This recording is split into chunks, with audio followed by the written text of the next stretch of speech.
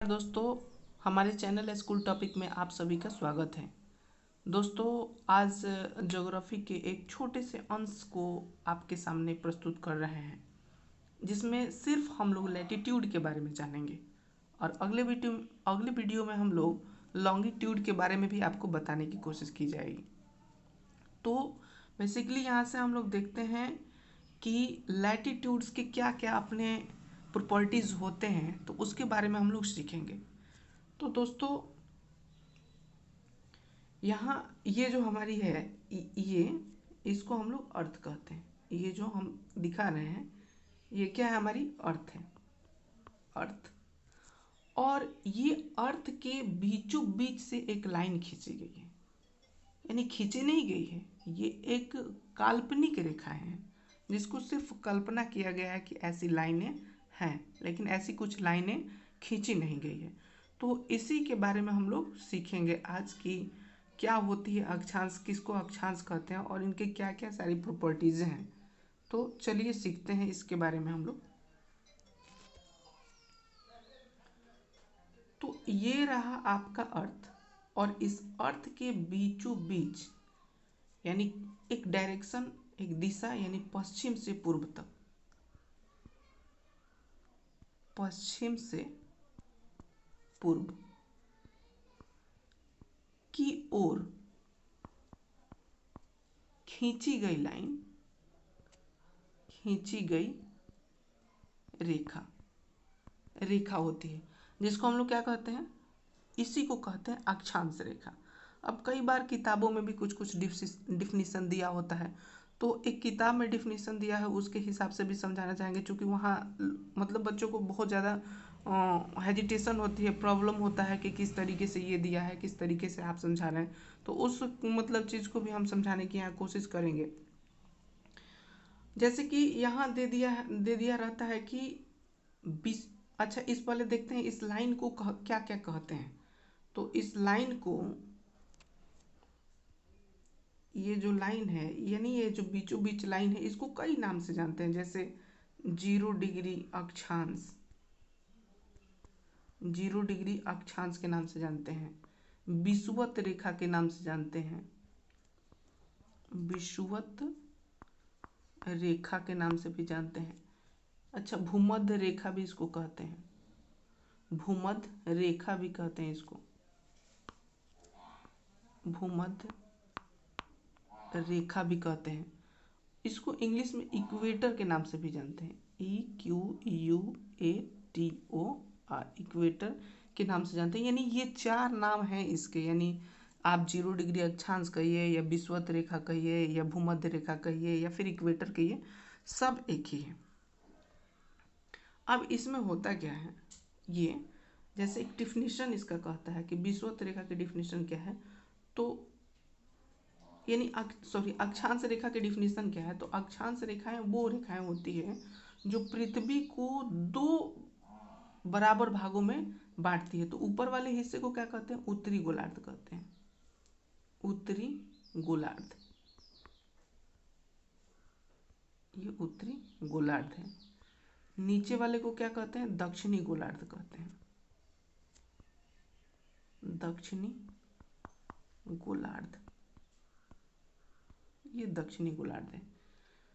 अब फिर और नीचे आते हैं, हम लोग देखते हैं इसमें, ये हमारा अर्थ है, ये लाइन है। कभी कभी अक्षांश रेखा का डिफिनीशन दे देता है कि विषुवत रेखा से, विषुवत रेखा से, देखिएगा विषुवत रेखा से, यहाँ लिख रहे हैं विषुवत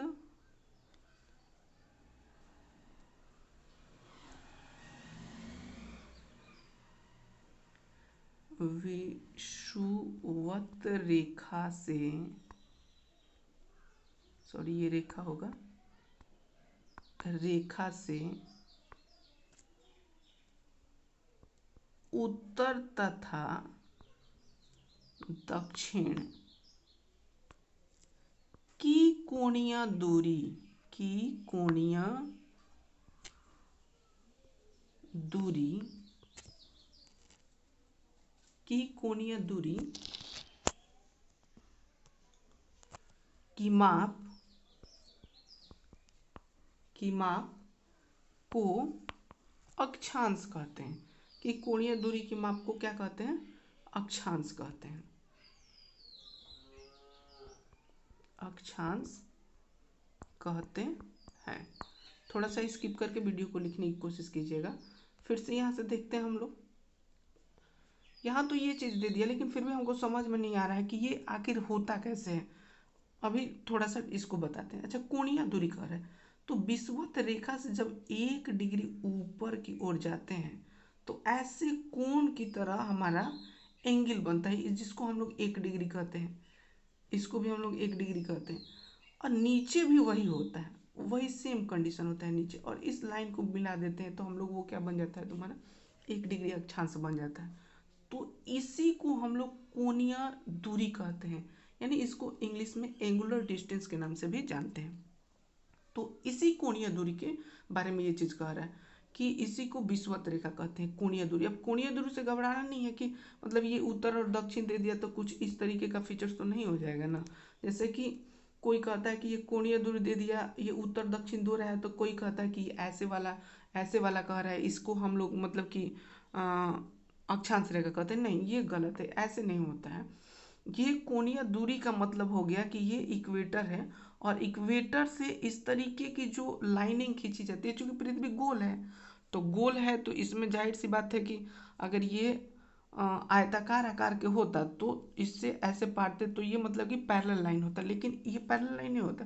अगर 1 डिग्री पाटते हैं तो यहाँ से यहाँ जो दूरी ज़्यादा है तो यहाँ दूरी मतलब कि इसको कम होगा और इधर घटते जाएगा, ऐसे करते जाएगा, इस टाइप की दूरी मतलब कि घटते जाएगा। तो वही कोणीय एंगुल मतलब कि एंगुलर डिस्टेंस कह रहा है, ये उत्तर दक्षिण कह नहीं रहा है। तो यहाँ से थोड़ा सा हम लोग समझ लेंगे इसको। तो ये चीज़ दिया हुआ है, तो यहाँ से हमने ये चीज़ जान लिया कि कोणीय।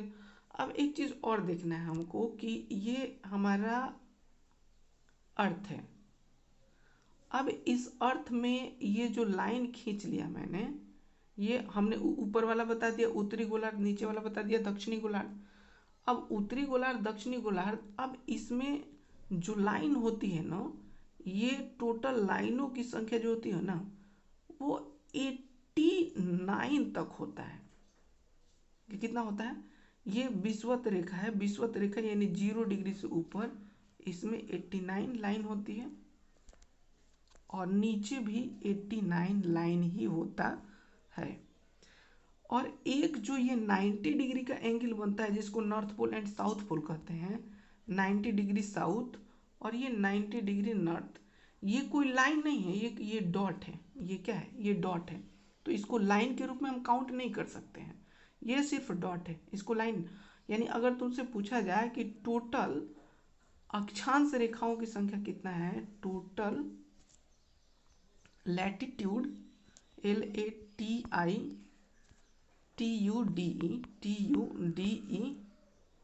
लैटिट्यूड्स, टोटल लैटिट्यूड्स कितने हैं। तो टोटल लैटिट्यूड्स की बात की जाए तो ऊपर हो गया तुम्हारा 89, नीचे भी हो गया 89, यानी एक नॉर्थ में एक साउथ में 89 हो गया। अब उसके बाद ये जो हमारा 0 डिग्री अक्षांश जो दिख रहा है ना, 0 डिग्री, ये भी तो एक लाइन है। तो ये एक लाइन है, तो इसमें इसको हम लोग क्या करेंगे, काउंट करेंगे। इसमें क्या करेंगे, एक को काउंट करेंगे प्लस 1 को काउंट करेंगे। तो काउंट करते हैं 9 9 18 18 और 1 19 के 9 रिमाइंडर 1 और 8 8 16 और 1 17। यानी टोटल लाइनों की अगर बात की जाए, यानी टोटल लैटिट्यूड की बात की जाए, LATITUDES टोटल लैटिट्यूड्स की बात की जाए तो ये 119 लैटिट्यूड्स हैं। तो इतनी बात आपको याद रखना है कि टोटल लैटिट्यूड्स, यानी टोटल लैटिट्यूड्स अगर हिंदी में बात किया जाए तो अक्षांश रेखाएं, अक्षांश रेखाएं, अक्षांश रेखाओं की संख्या कितना है, 179 है। अब और देखते हैं इसके बारे में, और इसके बारे में कुछ सीखते हैं हम लोग। उत्तरी गोलार्ध दक्षिणी गोलार्ध हमने पढ़ लिया। अब इसमें हम एक चीज और देखना चाहते हैं, कर्क रेखा और मकर रेखा के बारे में थोड़ा सा सीख लेते हैं। ये हमारी एक अर्थ है, ये 0 डिग्री अक्षांश हो गया, हमने पढ़ लिया 0 डिग्री। अब इससे 23.5 डिग्री नॉर्थ में, कितना, 23.5 डिग्री नॉर्थ, इस लाइन को हम लोग कर्क रेखा के नाम से जानते हैं, कर्क रेखा। अब इसी के नीचे आता है आपका 23.5 डिग्री साउथ, 23.5 डिग्री साउथ, इसको क्या कहते हैं, मकर रेखा। ठीक है। अब एक चीज और आता है ना, अगले क्लास में हम लोग देखेंगे उसको। इसमें एक और चीज आता है कि सूर्य जब उगता है ना, तो इन्हीं क्षेत्रों में उसका प्रकाश जो होता है ना, वो सीधे सीधे पड़ता है। इसके ऊपर जो होता है ना, उसका प्रकाश, सूर्य का प्रकाश सीधे सीधे नहीं पड़ता है। इसलिए उधर 6 मंथ का जो डे होता है एंड 6 मंथ का जो नाइट होता है, उस तरीके की कुछ मतलब देखने के लिए मिल जाता है। तो ये मकर रेखा हो गया, कर्क रेखा हो गया, दोनों चीज जान लिए। अब यहाँ से एक चीज और हमको देखना है कि जो ये लाइन है, ये जो हमारा 0 डिग्री अक्षांश है, विषुवत रेखा कहिए, भूमध्य रेखा कहिए, 0 डिग्री का अक्षांश कहिए, इक्वेटर कहिए, कुछ भी। अब इससे अगर ऊपर यानी नॉर्थ में जाते हैं, उत्तरी दिशा में जाते हैं, तो ये 60 डिग्री जब आता है ना, 60 डिग्री, यहाँ से अगर इसकी बात की जाए 60 डिग्री, तो इस 60 डिग्री जो अक्षांश रेखा है, उसकी लंबाई यानी 60 डिग्री अक्षांश की लंबाई 0 डिग्री अक्षांश की लंबाई से, अक्षांश की लंबाई से, 0 डिग्री अक्षांश की लंबाई से ये आधी होती है, यानी आधी होती है। कौन, ये अगर हम कहें कि ये 60 डिग्री जो लाइन है ना, ये 60 डिग्री का लाइन है, और ये यानी पृथ्वी पर अगर सबसे बड़ी पूछी जाए, पृथ्वी पर सबसे बड़ी लाइन, तो वो सबसे बड़ी लाइन कौन सी होती है, 0 डिग्री अक्षांश। 0 डिग्री अक्षांश जो होती है सबसे बड़ी लाइन होती है, सबसे बड़ी रेखा होती है। और सबसे बड़ी रेखा, अब 60 डिग्री की बात की जाए तो इससे आधी होती है, इस 60 डिग्री से आधी होती है। अच्छा, अब 0 डिग्री अक्षांश की लंबाई इसी मतलब पढ़ लेते हैं कि 0 डिग्री अक्षांश की जो लंबाई है वो कितना है। तो 0 डिग्री अक्षांश की लंबाई ये 40060 यानी 40,076 किलोमीटर, 40,076 किलोमीटर, ये किलोमीटर है। तो अगर 60 डिग्री की बात पूछा जाए तो सिर्फ इसकी आधी होती है, यानी 2 से अगर इसमें डिवाइड कर देते हैं, अगर उसमें 2 से डिवाइड कर देते हैं, तो 60 डिग्री जो है हमारा अक्षांश है, उसकी मतलब कि आ जाएगी ये 70, और 2 से डिवाइड करेंगे तो 2 2 जा 4, 0 2 3 जा 6 2 8, यानी इतना किलोमीटर होगा 60 डिग्री। 60 डिग्री जो अक्षांश है, जो लैटिट्यूड है, वो 60 डिग्री लैटिट्यूड का मान अप्रॉक्स इतना हो जाएगा, आपका अप्रॉक्स इतना हो जाएगा। अब उसके नीचे चलते हैं, एक बार और पूछता है क्वेश्चन कि 80 डिग्री जो होता है ना, वो कितना हो जाता है। तो 8, ये पृथ्वी है, ये पृथ्वी है, अब ये भूमध्य रेखा है, ये 60 डिग्री हो गया। अब 80 डिग्री पर पहुंचते हैं, ये 80 डिग्री, तो पूछता है 80 डिग्री अक्षांश की जो लंबाई होती है ना, वो विषुवत रेखा की कितनी होती है।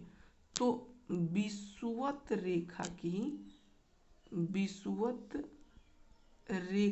की वो 1/6 हो जाती है, जितना भी विषुवत रेखा होगा उसका 1/6 होगा। यानी कहें तो विषुवत रेखा की लंबाई तो हमको पता है 7, सॉरी,